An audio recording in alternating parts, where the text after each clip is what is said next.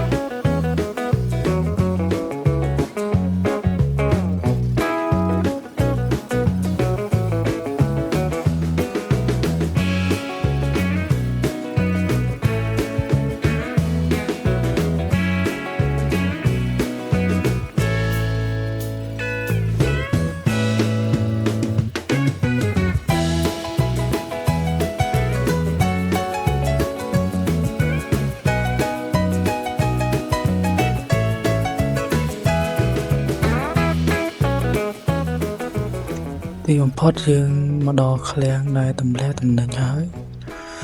យើងចាប់ផ្ដើមជ្រើសរើសយក experience ដើម្បីឲ្យចាយយក experience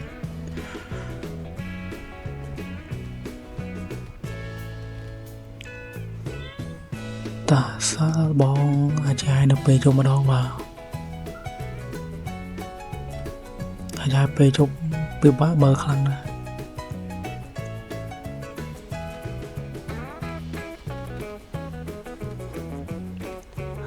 ខ្ញុំសាកបងអាចារ្យក៏មានជាច្រើនដងព្រោះឲ្យខាត់ពេលមែនតើបាទហើយវាក៏ពិបាកមើលឃើញតែអំពូលទេមុនបងចង់សាកបងអាចារ្យនៅពេលយប់ក្នុងក៏មានម្ដងប៉ុន្តែពិបាកមើលពេកក៏សម្រេចចិត្តអាចារ្យមើលខាងក្រៅក៏មានតែក៏វាពិបាកមើលដែរមើលទៅវារឿងងឹតមើលឃើញតែអំពូលនិងសញ្ញាឲ្យដាក់ឃ្លាំងគឺដាក់អវ៉ាន់នៅក្នុងកន្លែងឃ្លាំងទស្សនាមើលការចាយរបស់ខ្ញុំ